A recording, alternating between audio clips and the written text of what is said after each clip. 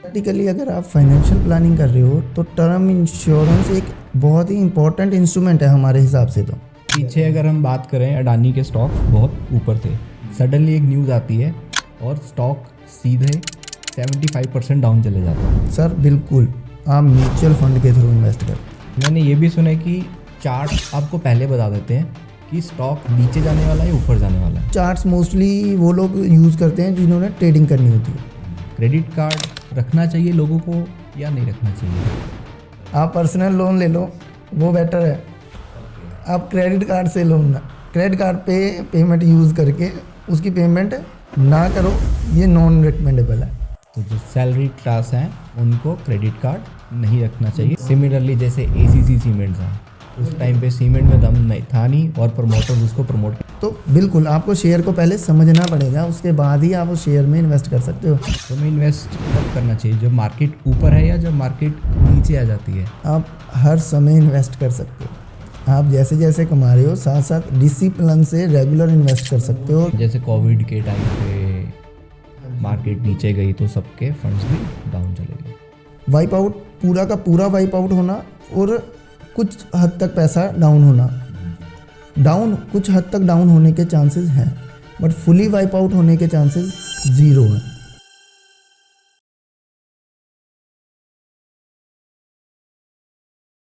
जब भी बात आती है पैसा कमाने की तो दो ही चीज़ें सामने आती हैं, या तो जॉब या बिजनेस। पैसा तो हर कोई कमाता है, लेकिन पैसे को मल्टीप्लाई कैसे किया जाता है, पैसे को कहाँ पे सही इन्वेस्ट करना चाहिए, फाइनेंशियल एजुकेशन के बारे में आपको कोई नहीं बताता। आज इन्हीं सारी चीज़ों के बारे में बताएंगे हमारे गेस्ट मिस्टर आकाश, जो कि एक फाइनेंशियल एडवाइज़र हैं, जो हमें बताएंगे कहाँ पे आपको सिक्योर इन्वेस्ट करना चाहिए, कहाँ पे आपकी रिस्की इन्वेस्टमेंट हो सकती है, ऐसी कौन सी आप फाइनेंशियल प्लानिंग अभी से कर सकते हैं जो कि आपके आने वाले 15-20 साल में आपके पास इतना पैसा हो जाएगा कि आपकी लाइफ जो है वो एक सिक्योर हो जाएगी। स्वागत है आप सबका आज के special episode podcast for you by Filmy Cave के। और कैसे हैं सर? बहुत बढ़िया जी, आप सुनाइए। बहुत बढ़िया। अपने बारे में बताएं सर कुछ। हाँ जी सर, मेरी प्लानिंग, फाइनेंशियल प्लानिंग कस्टमर्स की मैं 8 से 10 साल से कर रहा हूँ। तो सिंपली फाइनेंशियल प्लानिंग जितनी सिंपल है उतना ही कॉम्प्लिकेट इसे बनाया हुआ है। तो अभी तक तो मैंने यही देखा है, फाइनेंशियल प्लानिंग एक सिंपल मेथड से बहुत अच्छी फाइनेंशियल प्लानिंग, कस्टमर के गोल्स बड़े ही इजीली अचीव हो जाते हैं। लोगों को ये वहम है कि शायद वो ज़्यादा कमाएंगे तो ही वो ज़्यादा बना सकते हैं। इन्वेस्टमेंट और फाइनेंशियल प्लानिंग, एक तरीके से फाइनेंशियल प्लानिंग जो है वो कहीं ना कहीं आपकी इन्वेस्टमेंट को बेटरली मैनेज करने का एक बहुत ही बेटर वे है। तो अभी जैसे फाइनेंशियल प्लानिंग का फर्स्ट कंसेप्ट जो है वो कहीं ना कहीं सोशल सिक्योरिटी है। तो सोशल सिक्योरिटी के साथ साथ आपकी इन्वेस्टमेंट कैसे ग्रो हो सकती है, उस चीज़ को ही हम क्लब करके कहीं ना कहीं फाइनेंशियल प्लानिंग करते हैं। सोशल सिक्योरिटी मीन्स हमारे बच्चे सिक्योर हो जाएं, हमारा घर थोड़ा सिक्योर हो जाए, लाइफ थोड़ी अच्छी मेंटेन हो जाए, घर में गाड़ी आ जाए, ये सारी चीज़ें।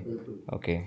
सोशल सिक्योरिटी में सबसे बेसिक जो हमारी रिक्वायरमेंट निकलती है वो ये है कि कल को कोई अनसर्टेन कंडीशन ऐसी होती है जिसमें कि फंड्स की भी, ऑब्वियसली अगर कोई अनसर्टेन कंडीशन आती है कहीं ना कहीं फंड्स का ही रिक्वायरमेंट लगता है मोस्ट ऑफ द टाइम। तो अगर आप इन्वेस्टमेंट करना चाह रहे हैं, अगर आप अपने पैसे को ग्रो करना चाह रहे हैं, तो ये चीज़ सबसे बड़ा सेटबैक रहता है मोस्ट ऑफ द टाइम। कि आप चाह रहे हैं कि आपने कोई एक गोल अचीव करना है, आपने अपना ड्रीम होम प्लान करना है, आपने कोई ड्रीम कार प्लान करनी है, और मोस्ट ऑफ द टाइम जो ऐसी हमारी रिस्पॉन्सिबिलिटीज़ होती हैं जो कभी निगलेक्ट ही नहीं की जा सकती, या कभी हम उन चीज़ों को ये नहीं कह सकते कि ये इसके बगैर चल जाएगा, ऐसा कुछ नहीं हो सकता। वो कौन सी हैं?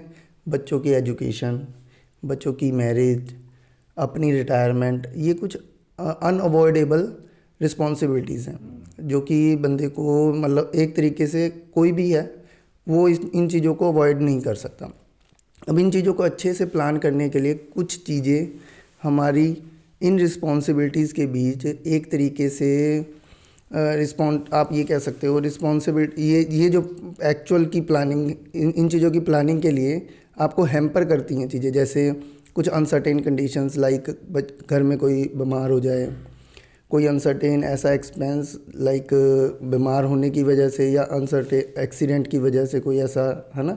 तो सबसे पहले ये मेजर जो सोशल सिक्योरिटी में आएगा वो यही आएगा कि आपकी हेल्थ प्लानिंग, हेल्थ इंश्योरेंस हो।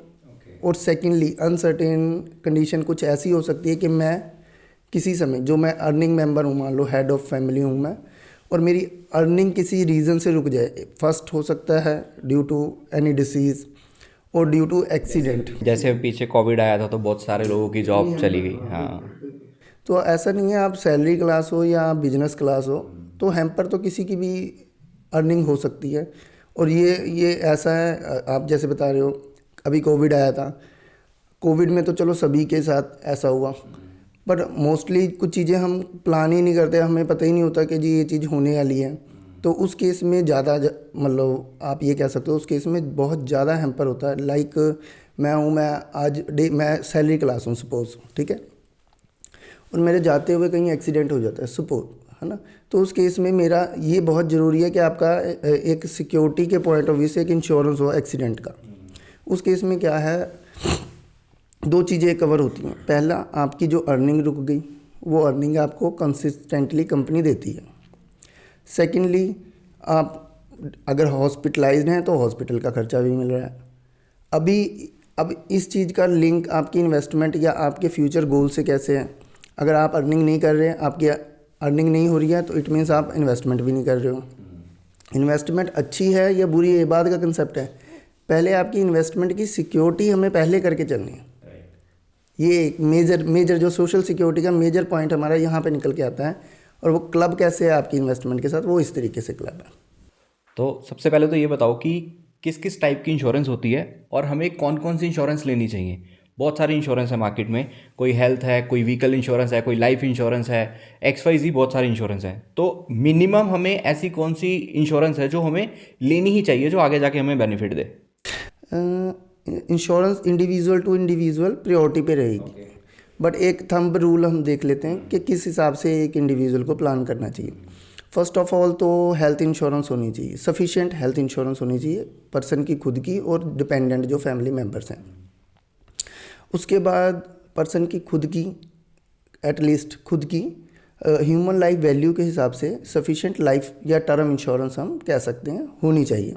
लाइफ इंश्योरेंस या टर्म इंश्योरेंस, ये बहुत सारे लोग ऐसे हैं जो टर्म इंश्योरेंस को निगलेक्ट कर देते हैं।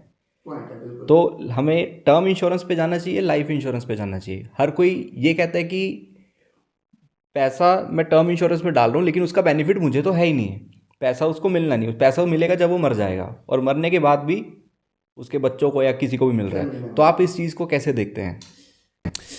इस चीज़ में देखो, जब हम इंश्योरेंस में आते हैं तो लोगों को ऐसे ही लगता है कि मैं पैसा डालूंगा और मुझे पैसा मिलेगा।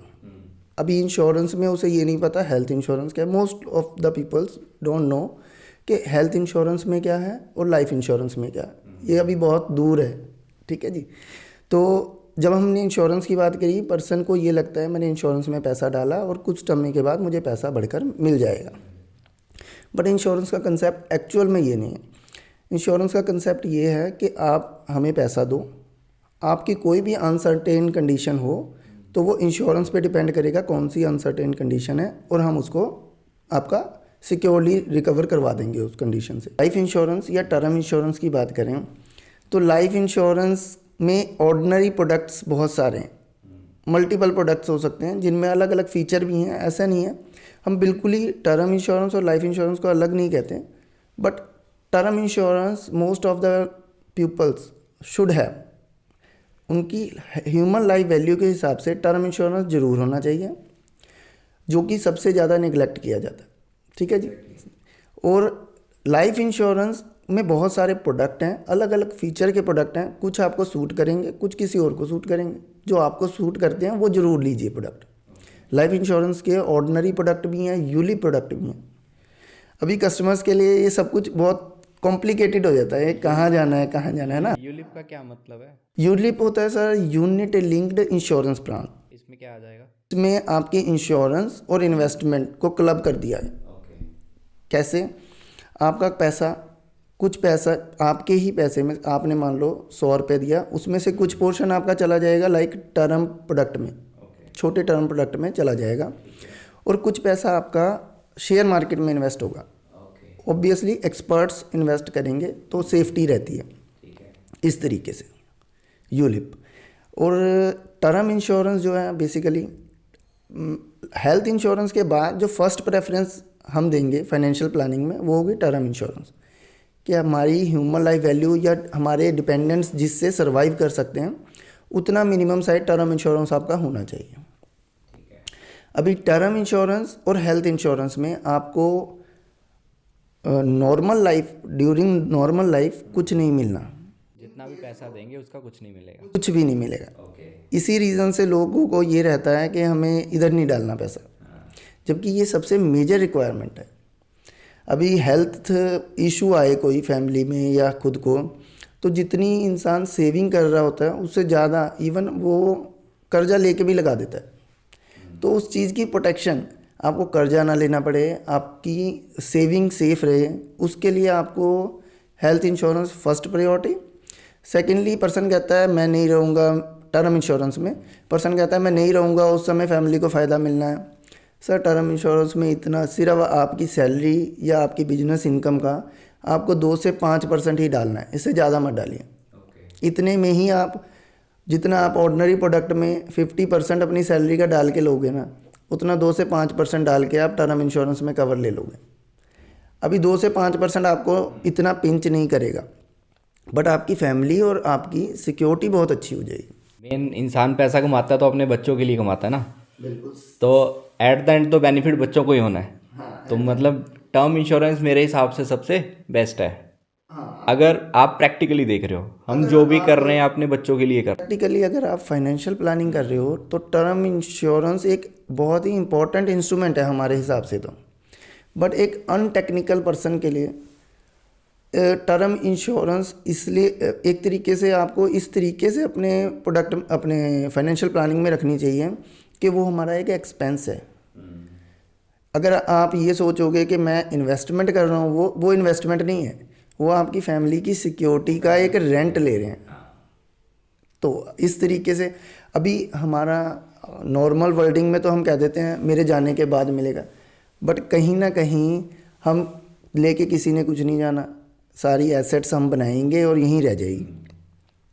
बट जो एसेट हम बना रहे हैं, या तो हम आज हमारे कन्वीनियंस के लिए बना रहे हैं या फ्यूचर में अपनी नेक्स्ट जनरेशन को देने के लिए बना रहे हैं, है ना।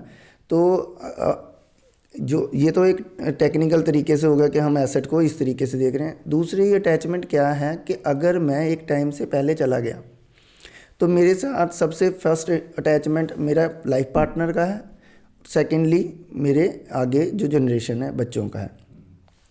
तो उनकी सिक्योरिटी अगर मैं जीते जी ही नहीं करके जा रहा हूँ तो मैं मरने के बाद एसेट ये सोच रहा हूँ मरने के बाद मैं अपनी एसेट छोड़ के जाऊँगा, नहीं सर। ये भी एक बहुत बड़ी एसेट है, लाइफ इंश्योरेंस बहुत बड़ी एसेट है अगर देखा जाए तो फैमिली के पॉइंट ऑफ व्यू से, और वो बहुत ज़्यादा हैम्पर नहीं करती आपकी सैलरी को। अगर 1 करोड़ का टर्म प्लान लेना है तो मिनिमम कितनी इन्वेस्टमेंट डालनी पड़ेगी?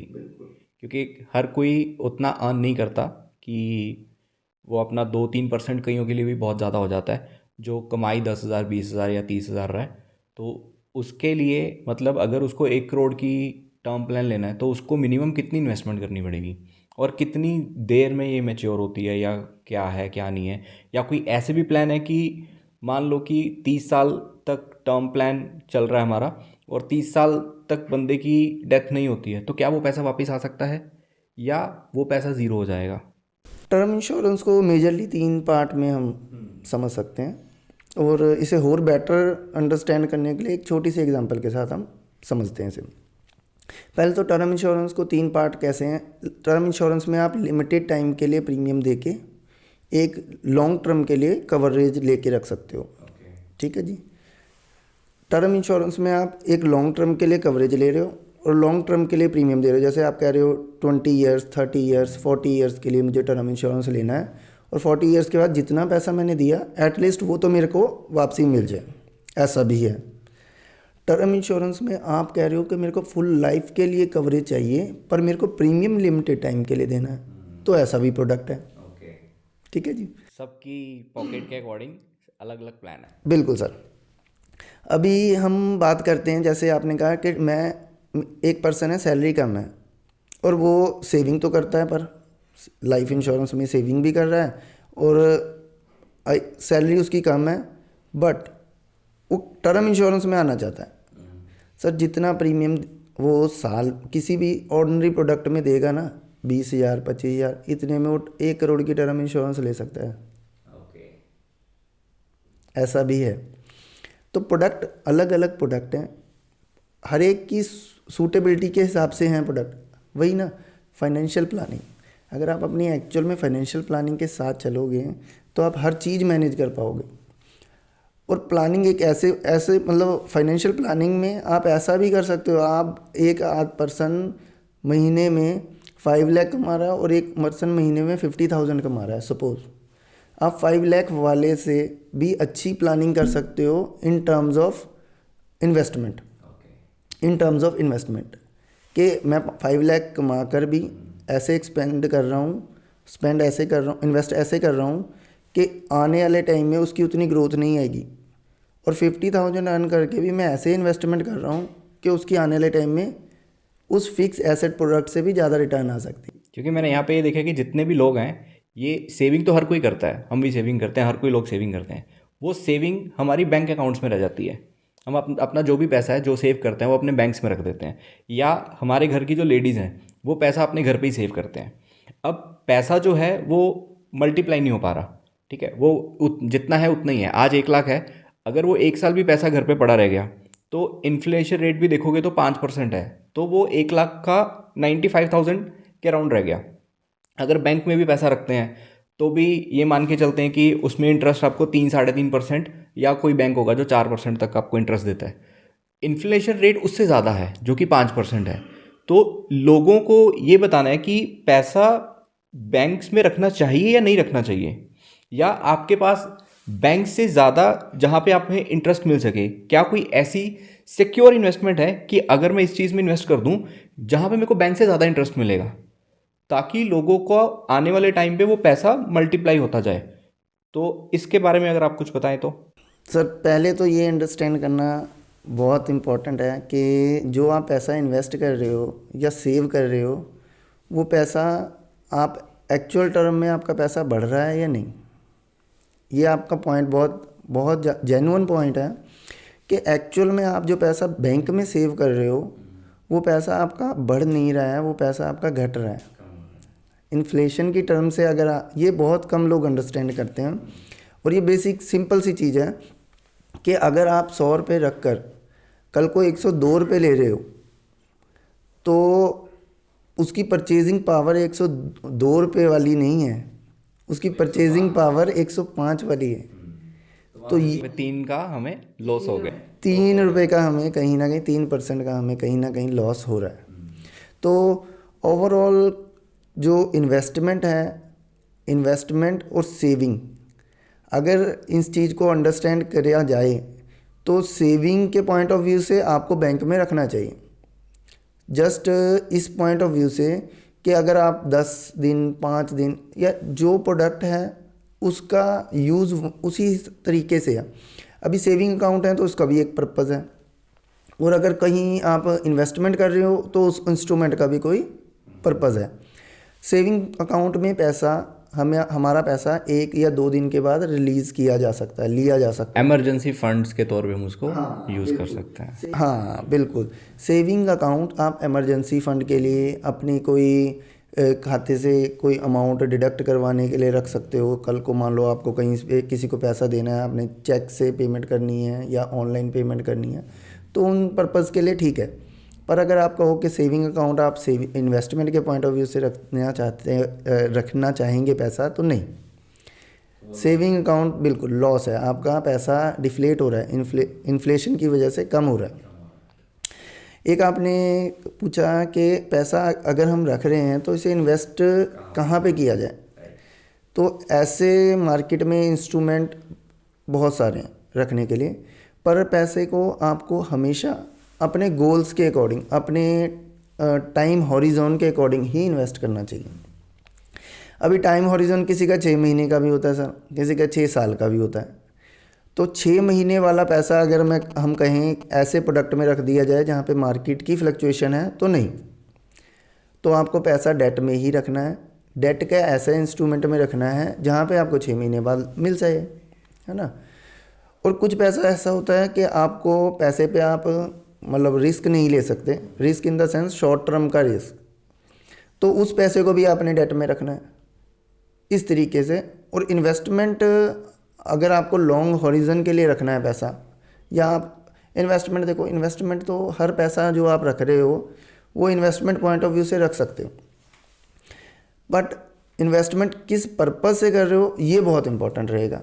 अगर आप बच्चों की स्टडी के लिए पैसा इन्वेस्ट कर रहे हो, हायर स्टडी के लिए आपको पैसा चाहिए, तो आपके पास टाइम हॉरिजन उस हिसाब से देखकर 5 से 7 साल का मिनिमम साइड होता है। तो उस केस में आप शेयर मार्केट में इन्वेस्ट कर सकते हो। शेयर मार्केट में डायरेक्टली नहीं इन्वेस्ट करना चाहते, आपको नहीं इतनी नॉलेज है, तो आप कुछ म्यूचुअल फंड स्कीम्स में पैसा रख सकते हो। म्यूचुअल फंड जैसे?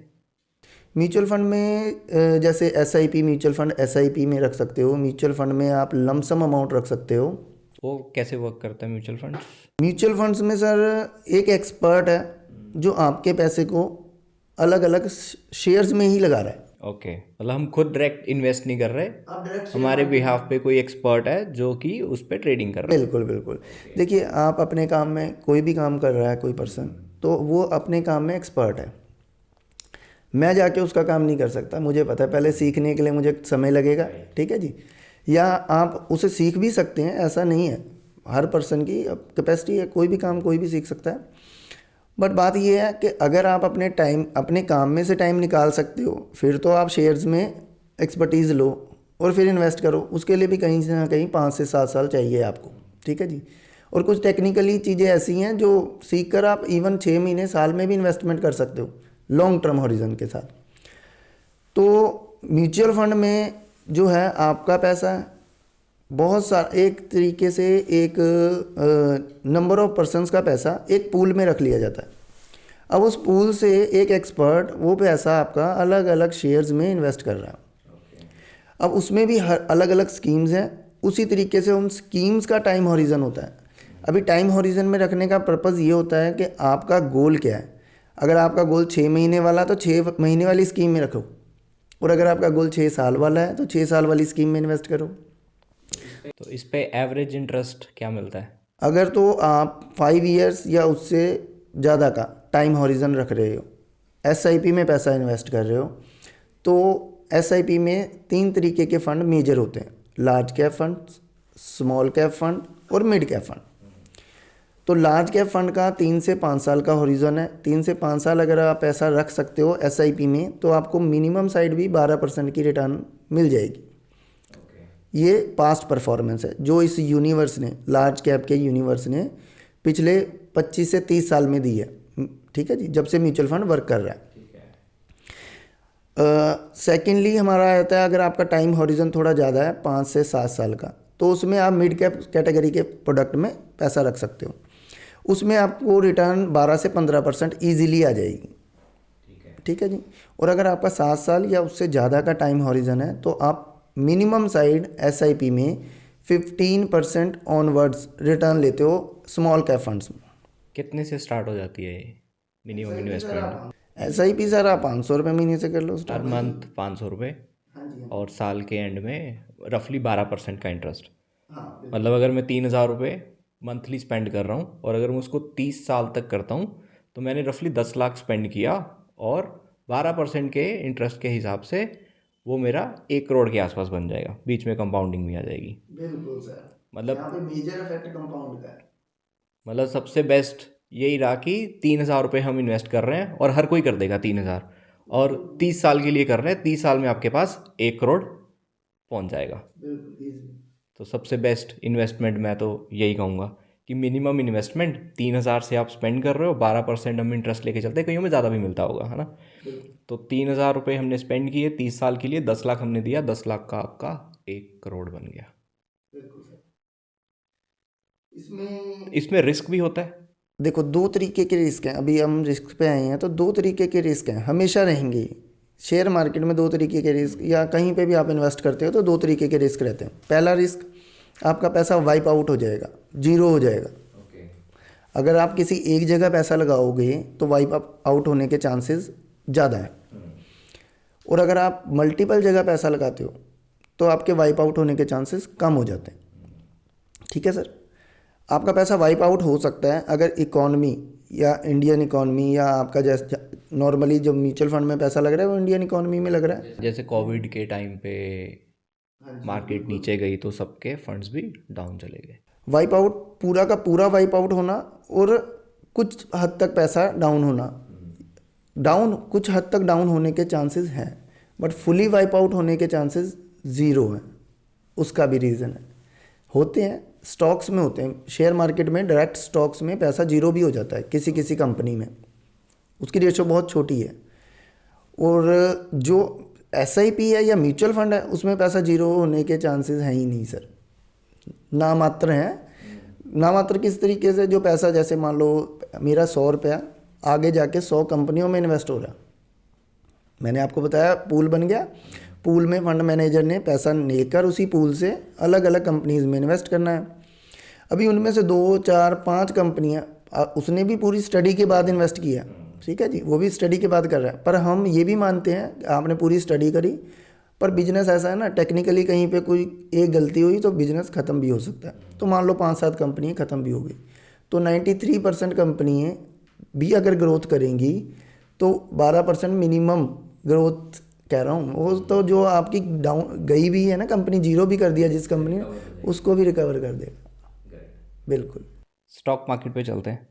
स्टॉक मार्केट के बारे में बताओ कि कहाँ पे या किस सेक्टर के अंदर हमें अपना पोर्टफोलियो कैसे बिल्ड करना चाहिए, किसी पर्टिकुलर सेक्टर में इन्वेस्ट करें या हम अलग अलग सेक्टर के अंदर जाके इन्वेस्ट करें, तो उसके बारे में हमारे व्यूअर्स को कुछ बताओ। स्टॉक मार्केट में अगर आप इन्वेस्टमेंट करना चाह रहे हैं, पहले तो आपको वैल्यू स्टॉक्स, दूसरा आपको फ्यूचर टेक्नोलॉजी और फ्यूचर सेगमेंट सेक्टर देखना पड़ेगा, किसमें आप मतलब किस सेक्टर में ज़्यादा ग्रोथ है।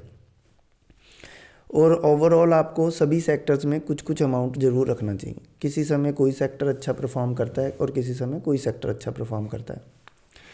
तो आपको स्टार्टिंग में मोस्टली आपको तो सिक्योर और वैल्यू स्टॉक के साथ शुरुआत करनी चाहिए। आज की डेट में सिक्योर्ड स्टॉक्स आप किन्हें कहते हैं?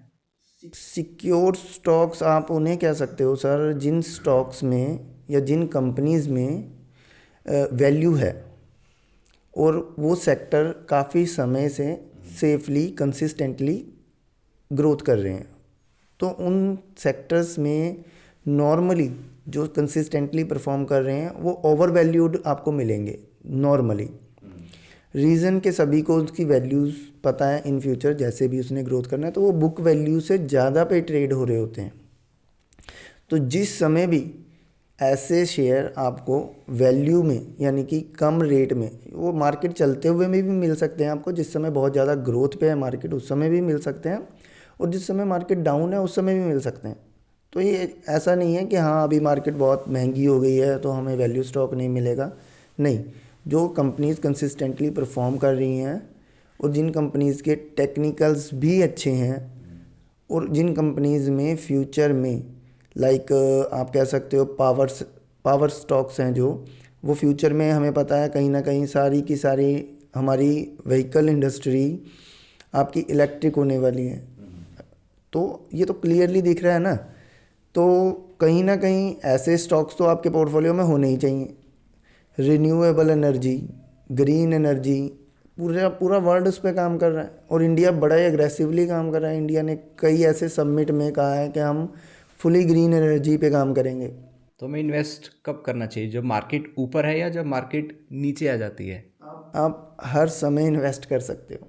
आप जैसे जैसे कमा रहे हो साथ साथ डिसिप्लिन से रेगुलर इन्वेस्ट कर सकते हो। इसलिए ये होता है कि अगर हम जब स्टॉक लेते हैं तो सब किसी के साथ ये होता है कि स्टॉक लिया और नीचे चला गया, जब नीचे आया फिर हमने और इन्वेस्ट किया, वो और नीचे चला गया, तो वो एक डाउन ट्रेंड में मूव कर रहा होता है। तो ये कैसे पता चलता है कि स्टॉक अभी अप ट्रेंड में है या डाउन ट्रेंड में है? इसके पीछे भी कोई स्टडी होती है? बिल्कुल सर। मैंने आपको कहा था शुरुआत में कि 5 से 7 साल लगते हैं अगर आपको स्टॉक्स में ट्रेड करना है, सिर्फ स्टॉक्स में ट्रेड करना है। इसके बाद फ्यूचर एंड ऑप्शंस भी आती हैं, जिसे हम नॉर्मली कह देते हैं ये तो सट्टा बाजार है, गैम्बलिंग है। तो बिल्कुल, तो फ्यूचर एंड ऑप्शंस में भी लोग स्टडी करके इन्वेस्ट करते हैं और ग्रोथ करते हैं, कमाते भी हैं। बट एक इंडिविजुअल के लिए सेफली शेयर्स में करना बिल्कुल सेफ़ है इन्वेस्ट करना, अगर वो टेक्निकली चीज़ों को थोड़ा सा समझे। अभी आप कह रहे हो जब स्टॉक पीक पे होता है तब नॉर्मली पर्सन खरीदते हैं और फिर वो एकदम से नीचे से नीचे जाता है। तो पहले तो ये, जैसे मैंने आपको बताया वैल्यू स्टॉक लेना है हमें, तो वैल्यू स्टॉक नॉर्मल सी डाउन ट्रेंड जरूर दिखा सकता है, पर अगर वो आपने उसके टेक्निकल देखे हैं, आपने उसकी बुक वैल्यू देखी है, आपने देखा है कि मार्केट में उनकी एनुअली क्या ग्रोथ है, शेयर भी उसी ग्रोथ से चल रहा है, उसी ग्रोथ से शेयर भी बढ़ रहा है, तो बिल्कुल, तो आप उसमें इन्वेस्ट करो। अगर वो थोड़ा नीचे जा रहा है तो आप उसमें होर बाइंग करो, जिसे हम एवरेजिंग कह देते हैं। पर कई बारी हम ऐसे शेयर लेते हैं जो शेयर हमने ख़रीदा और फिर वो नीचे गया, फिर वो होर नीचे गया, फिर वो होर नीचे गया। तो ऐसा भी होता है। वो उस केस में होता है जब हम उस पर पूरी प्रॉपर रिसर्च या उसका प्रॉपर एनालिसिस नहीं कर रहे। ऐसा आपने देखा होगा किसी समय कोई शेयर चल रहा है और वो बहुत स्पीड से ऊपर जा रहा है और वो बहुत शॉर्ट टर्म में है, ऐसे इफेक्ट बहुत शॉर्ट टर्म में आते हैं। तो इन स्टॉक से आपको बचना है। जो स्टॉक एकदम से ऊपर जा रहा है फिर और ऊपर जा रहा है, आप खुद समझिए कोई बिजनेस है, मैंने एक प्रोडक्ट बनाया, मैंने मार्केट में लेके आया, मार्केट में प्रोडक्ट बिका और मेरे को पैसा आया, जो मेरी ग्रोथ का पैसा है, जो मेरे मार्जिन का पैसा है, उससे थोड़ा स्टॉक ग्रोथ हुआ। पर एक केस ऐसा हुआ, मेरा 20 रुपीज़ का शेयर और एकदम से 200 का हो गया। तो अभी एंटर करते हुए आपको सोचना पड़ेगा उसकी एक्चुअल में वो वैल्यू है तो आप एंटर कर सकते हो, अगर नहीं ऐसा भी होता है सर कि एक 20 रुपये वाला शेयर 200 हुआ और 200 के पास वो 1000 जाने की भी कैपेसिटी रखता है, बट उसके टेक्निकल्स बताएंगे।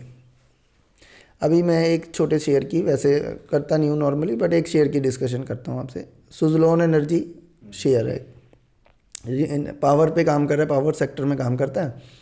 तो वो शेयर किसी समय 2-3 रुपये भी था, ठीक है जी, और अभी रिसेंटली 5-6 महीने तक पहले तक वो 10 रुपये के नीचे रेंज में था। आज वो शेयर 42-45 ऐसे है, और अभी भी मतलब मैं वो नहीं कर रहा हूँ, पर अभी भी मुझे लगता है शायद वो 100 रुपये से ऊपर ही जाएगा। ठीक है जी, क्यों? अभी उनका काफ़ी एक बड़ा डेट था, उन्होंने वो डेट क्लियर करा है, उसके बाद उसमें वैल्यू दिखती है, तो आपको वैल्यू स्टॉक ही पिक करना है। तो ऐसा भी हो सकता है कि इनसाइडर ट्रेडिंग भी होती है, कि जहाँ पे कंपनी के जो प्रमोटर हैं वही उसको, ये भी हो सकता है कि फेक उसको प्रमोट कर रहे हो। देखो ये समुंदर है, स्टॉक मार्केट एक समुंदर है, ना मुझे पूरा पता है, ना आपको पूरा पता है, और ना जो जिसने शुरू करी उसे पूरा पता है। कारण क्या है सर, इसमें बहुत कुछ होता है। अभी आपने देखा होगा, अपने से बहुत समय पहले की बात है, हर्षद मेहता सभी को पता है, जिसने थोड़ा बहुत इन्वेस्टमेंट का है ज्ञान, वो उन्हें पता है हर्षद मेहता कांड या 2001 का आईटी बबल कांड, है ना। तो उन सबको इन चीज़ों का पता है।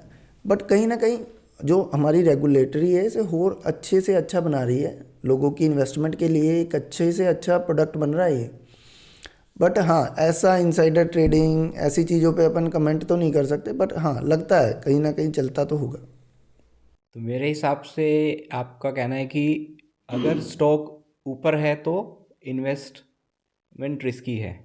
बिल्कुल, फिर आपको बहुत ज़रूरी है उसके टेक्निकल्स देखना, उसमें इन्वेस्ट करने के लिए।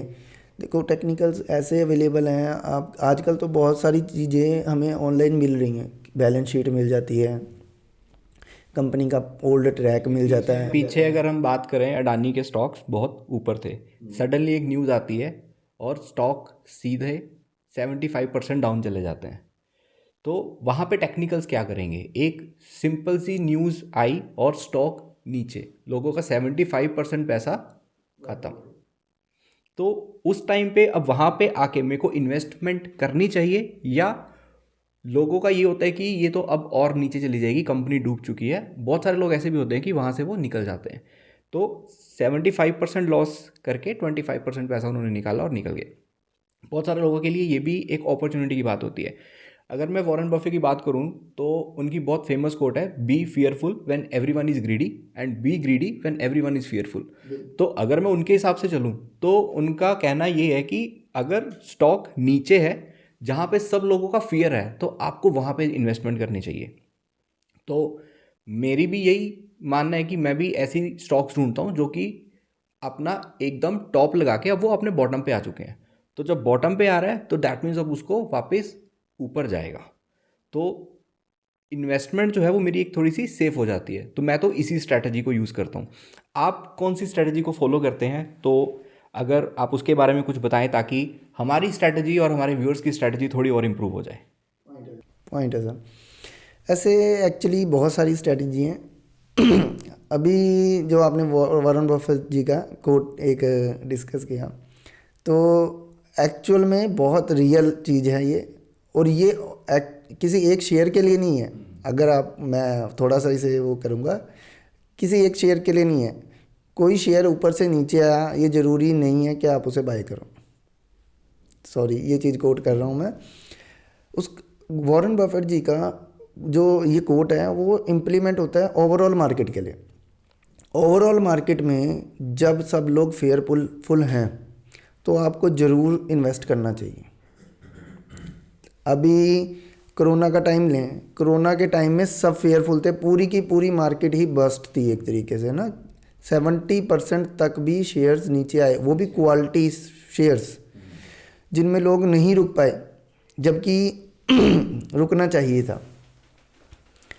अब इस चीज़ को कैसे हम रिसर्च करें जी? अब इतना 70% अडानी शेयर गिर गए, 70% ओवरऑल मार्केट गिर गई, तो हमें रुकना है? तो सर वही ना, अभी मेरे को कुछ नहीं पता बाज़ार के बारे में। I am a simple earner who earns his money through salary और बिजनेस।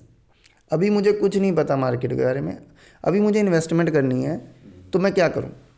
सर बिल्कुल आप म्यूचुअल फंड के थ्रू इन्वेस्ट करो। जिसको बिल्कुल नॉलेज नहीं है स्टॉक्स की, वो म्यूचुअल फंड से स्टार्ट करे। अभी एक पर्सन आया, उसने अपना फर्स्ट स्टेप रखा है अभी मार्केट में। सपोज म्यूचुअल फंड में एक पर्सन ने किया तो सेफ है बिल्कुल, एक एक्सपर्ट कर रहा है काम उस पर, वो ओवरऑल मार्केट के साथ चलेगा। ठीक है जी। पूरी इकॉनमी में अगर कहीं पे डाउनफॉल आ रहा है तो उस म्यूचुअल फंड में सीधा यही एक लॉजिक है, जब सभी लोग फेयरफुल हैं तभी आपको उसमें हो टॉपअप करते जाना है। बिल्कुल, जिस समय कोरोना आ रहा है उस समय भी एंटर करो, जिस समय कोई ऐसी न्यूज़ आ रही है उस समय भी एंटर करो। तो जब डिप मिल रहा है ना, तो आप म्यूचुअल फंड में तो सिंपल एक ही स्ट्रेटजी पे काम करना है, आपको टॉपअप करते जाना है। जैसे अभी मार्केट डाउन है तो हम म्यूचुअल फंड को अभी स्टार्ट कर सकते हैं, और ताकि ये आने वाले टाइम पे प्रॉफिट दे जाए। अब यहाँ पे थोड़ा सा इस चीज़ पे भी क्लैरिटी लेते हैं हम। SIP आप लगा रहे हो तो कोई टाइम बुरा नहीं है, कोई टाइम अच्छा नहीं है। SIP में क्या है, आपका हर महीने एक अमाउंट जो आपने डिसाइड करी वो हर महीने इन्वेस्ट होती जानी है आपकी, एवरी मंथ। अभी आपको लमसम अमाउंट रखना है तो आपको ये देखना पड़ेगा कि आपको कितने टाइम का उसके साथ हॉरिजन जोड़ रहे हो आप, और उस हिसाब से आपका पैसा एक बारी डिप नीचे आ सकता है। अगर आप चलते बाजार में पैसा डाल रहे हो तो आपका एक बारी नीचे आ सकता है, पर डरने की कोई ज़रूरत नहीं। म्यूचुअल फंड ने आपको किसी भी समय आपने पैसा डाला, चाहे आपने मार्केट के पीक पर पैसा डाला, पीक तो किसी को नहीं पता ना, किसी समय का पीक था, आपने पैसा डाला, टॉप और बॉटम किसी को नहीं मालूम है, बीच का। तो आपने टॉप पे ही पैसा डाला मान लो, और आपने वो पैसा 10 साल या उससे ज़्यादा के टाइम हॉरिजन के लिए रखा।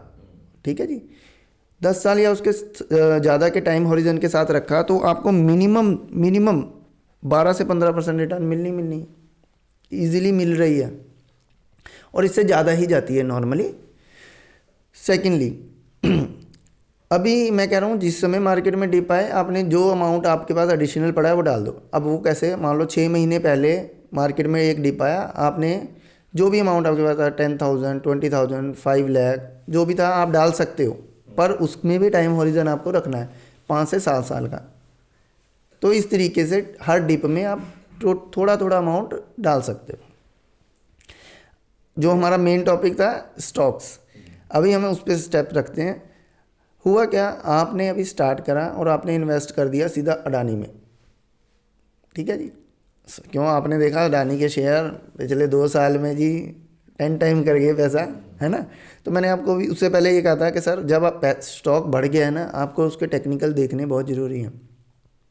कंपनी बहुत अच्छी भी हो सकती है, तो बायर मार्केट में बैठे हैं, खरीदने वाले बैठे हैं, और जहाँ यहाँ पे रूल चलता है डिमांड और सप्लाई कहा जाता है।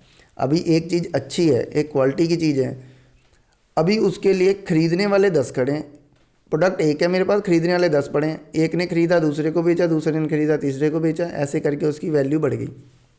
बट एक्चुअल वैल्यू उसकी क्या थी, सपोज 10 रुपये की चीज़ 100 की होगी तो 10 रुपये एक्चुअल वैल्यू थी, और ऐसी कोई न्यूज़ आई तो वो दोबारा अपनी एक्चुअल वैल्यू पे पहुंच गई। सिमिलरली जैसे एसीसी सीमेंट था, उस टाइम पे सीमेंट में दम नहीं था नहीं, और प्रमोटर्स उसको प्रमोट करते जा रहे थे। करते जा रहे थे। तो इस तरीके से स्टॉक में आपने जब भी स्टॉक मार्केट में सबसे पहले एक चीज़ ज़रूर लिखी आती है कि आप जब भी इन्वेस्ट करना है उससे पहले समझ लो। तो बिल्कुल आपको शेयर को पहले समझना पड़ेगा, उसके बाद ही आप उस शेयर में इन्वेस्ट कर सकते हो या उस कंपनी में इन्वेस्ट कर सकते हो। मैंने ये भी सुना है कि चार्ट्स आपको पहले बता देते हैं कि स्टॉक नीचे जाने वाला है या ऊपर जाने वाला है। बहुत सारे लोग टेक्निकल एनालिसिस करते हैं, उसमें बड़ी बड़ी स्क्रीन्स लगी होती हैं, मल्टीपल चार्ट्स होते हैं, वो सिर्फ चार्ट्स को एनालाइज करते हैं। वो ये नहीं देखते कि कंपनी की वैल्यू क्या है, उसका प्रॉफिट एंड लॉस क्या है, बैलेंस शीट क्या है, क्या लेजर है। वो चार्ट्स आपको बता देते हैं कि ये स्टॉक यहाँ से नीचे जाने वाला है या ऊपर जाने वाला है, या उसमें बहुत सारे वो इंडिकेटर्स को यूज़ करते हैं। आपकी RSI है, रिलेटिव स्ट्रेंथ इंडेक्स है, मूविंग एवरेज, कन्वर्जन, डाइवर्जन, बहुत सारे n नंबर ऑफ इंडिकेटर्स हैं। तो क्या वो सही से वाकई काम करते हैं, या जस्ट आपको एक आइडिया मिलता है कि उसका एग्जैक्ट हमें पता चल सकता है कि टॉप कहाँ पे है या बॉटम कहाँ पे है, या किस टाइम पे हमें मार्केट में एंटर करना चाहिए, ट्रेंड क्या चल रहा है। तो ये सारी चीज़ें हमें वहाँ से पता चल जाती हैं। सर हम इसे कह सकते हैं एक तरीके से, जो आपने कहा n नंबर ऑफ टेक्निकल, बिल्कुल सर ऐसा है। आप चार्ट की स्टडी से भी आप इन्वेस्ट कर सकते हो। आज की डेट में तो ऐसा है ना सर, सिर्फ चार्ट से भी इन्वेस्ट करने वाले बैठे, सिर्फ चार्ट पे ही काम करने वाले। एक्सचेंज जाओ तो वहाँ पे सभी अपने चार्ट्स को देख रहे होते हैं। जब आप उसमें हो डीप जाओगे चार्ट में, तो आपको पता लगेगा नहीं यार इसमें तो ये टेक्निकल पॉइंट्स हैं, इसकी वजह से ये यहाँ से यहाँ जाता है। अभी एक जगह से मेरा शेयर आया नीचे, चार्ट में दिखेगा वो नीचे आया, फिर एक जगह से ऊपर जाते जाते उसी पॉइंट से एकदम शूट अप हो जाता है। उसका कारण ये है कि एक पर्सन ने इन्वेस्टमेंट के पॉइंट ऑफ व्यू से लॉन्ग टर्म के लिए पैसा रखा है, और बाकी कुछ बायर सेलर भी हैं, डेली रूटीन में बायर सेलर भी हैं, है ना।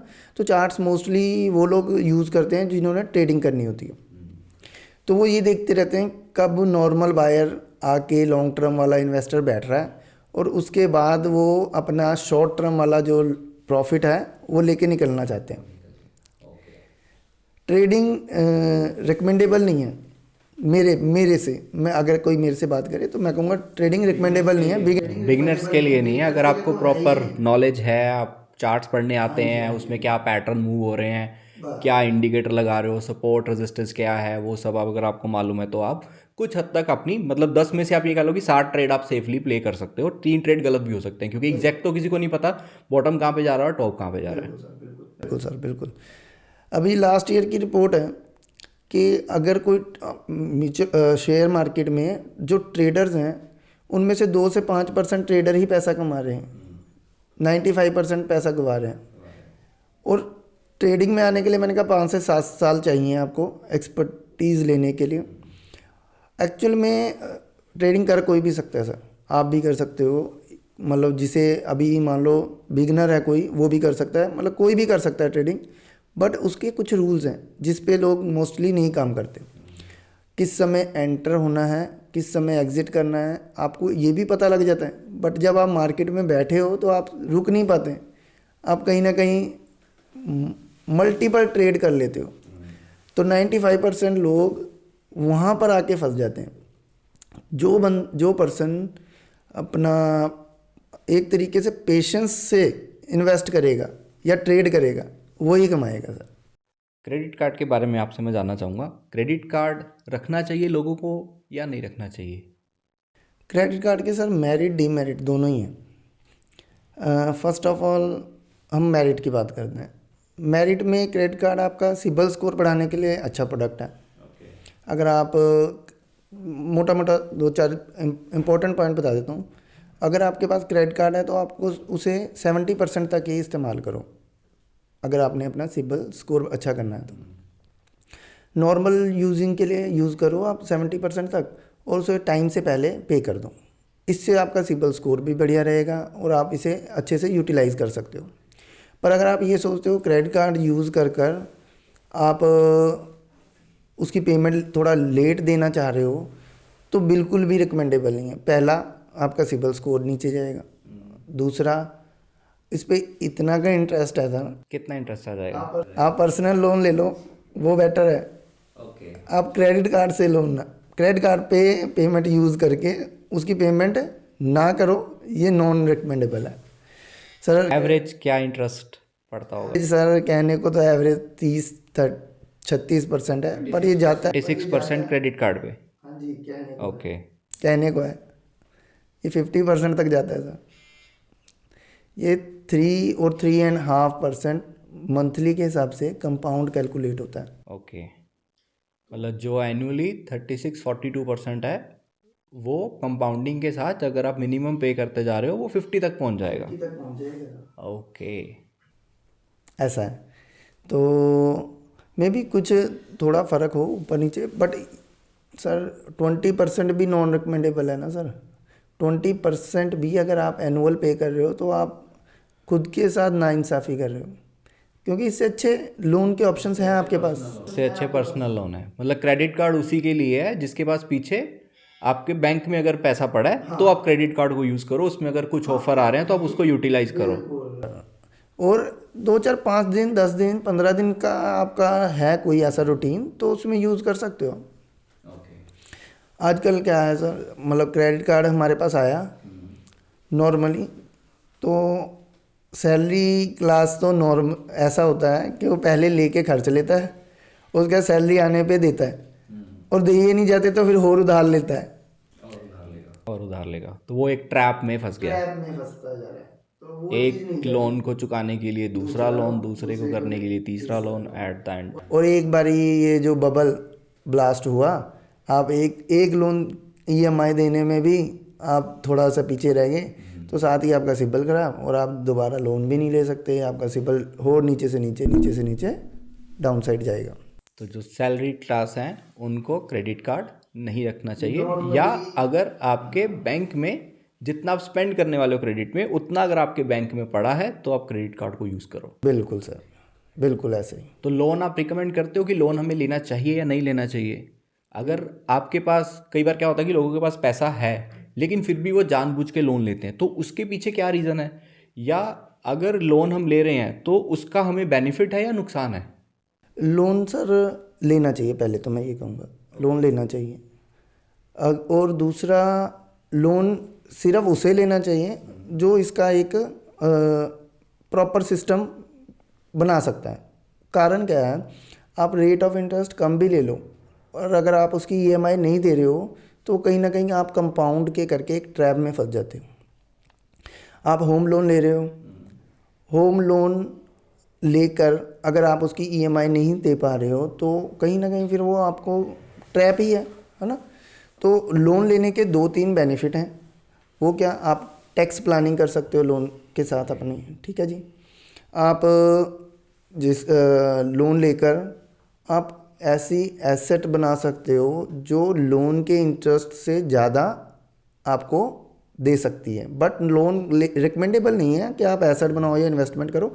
बट हाँ, अगर आप टैक्स बेनिफिट लेना चाह रहे हो और साथ में आप एक ऐसी एसेट बना रहे हो जिसमें आपकी एसेट भी ग्रो कर रही है, उससे ज़्यादा रेट से ग्रो कर रही है जिस रेट से आप लोन ले रहे हो, और आपके लिए बहुत प्रॉब्लम वाली या बहुत मुश्किल नहीं है उसकी ईएमआई पे करना, फिर आपको लेना चाहिए। मतलब लोन तभी बेनिफिट है अगर 7-7.5% में हमने लोन लिया है और आगे आप उसको इन्वेस्ट करके 12-13% इंटरेस्ट ले रहे हो, तो लोन बेनिफिट है। अगर आप 7.5% पे लोन ले रहे हो लेकिन उससे आपको कुछ बेनिफिट नहीं हो रहा। तो बहुत सारे लोग जैसे होम लोन ले लेते हैं, तो 30 लाख का होम लोन ले लिया 7.5% के इंटरेस्ट पे।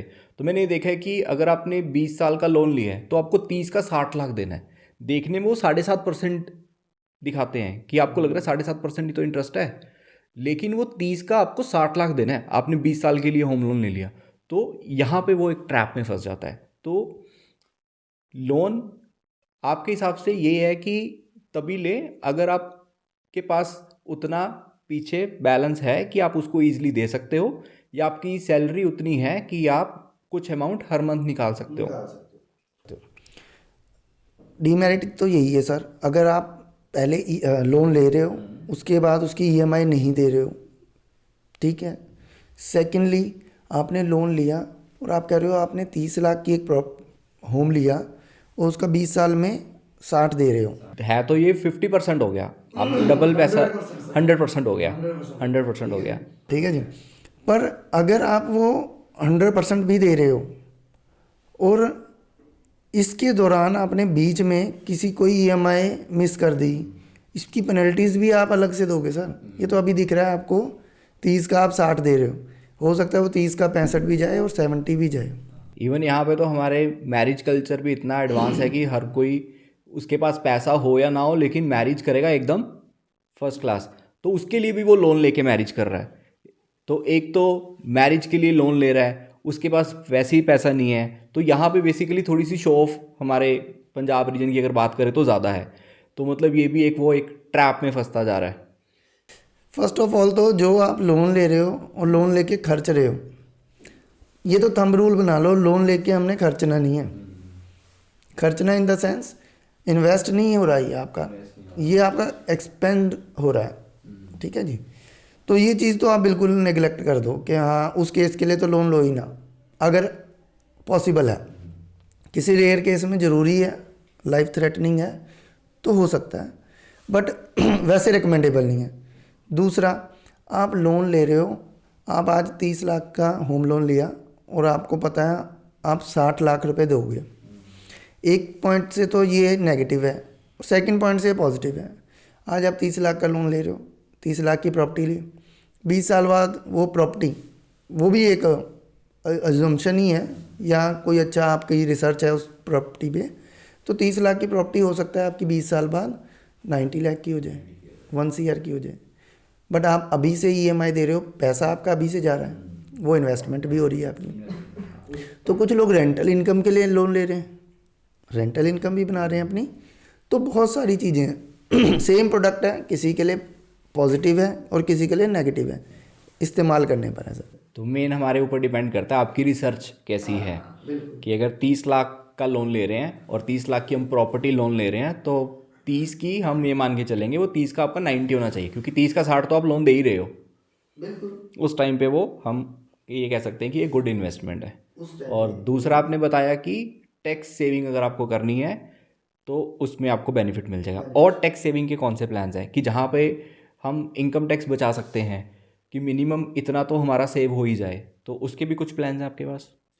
सबसे पहले तो सर मैं ये कहूँगा कि टैक्स देना एक अच्छी चीज़ है, ठीक है जी। आप अपनी अर्निंग के हिसाब से टैक्स दो।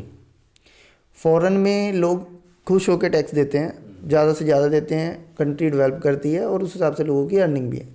इंडिया का थोड़ा सा स्ट्रक्चर ऐसा है कि हम कोशिश करते हैं हमारा टैक्स बच जाए, एक पॉइंट से गलत है और एक पॉइंट से सही है। देखो जिसकी तो अर्निंग इस लेवल पर है कि वो टैक्स बचा के कुछ अपने लिए अपनी कुछ डेवलपमेंट कर सकता है, तो उसे गवर्नमेंट ने ऑप्शन दी है, और वो भी बहुत रिसर्च करके गवर्नमेंट ने कोई ऐसा प्रोडक्ट, ऐसी चीज़ डिज़ाइन करी होती है कि हम कस्टमर तक या अपने सिटीजन्स तक कुछ अच्छी चीज़ लेके जाएं।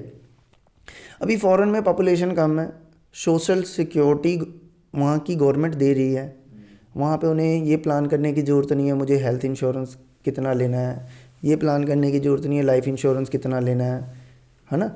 तो उस केस में इवन सीनियर सिटीजन्स के लिए पेंशन के प्रोविज़न बहुत अच्छे हैं। तो यहाँ इंडिया में हमारे पास वो सारी चीज़ें थोड़ी प्रैक्टिकली पॉसिबल नहीं लगती। रीज़न क्या है, गवर्नमेंट की भी एक लिमिट है, कोई भी गवर्नमेंट है, अब किसी एक गवर्नमेंट की बात नहीं, सभी गवर्नमेंट्स की कोई लिमिट है कि पॉपुलेशन के हिसाब से हम सोशल सिक्योरिटी सभी को नहीं दे सकते। तो आप अपने लिए वो चीज़ खुद प्लान करो और हम आपको उस पर रिबेट देंगे, हमें वो रिबेट लेनी है। ये टैक्स बचाने का तरीका है।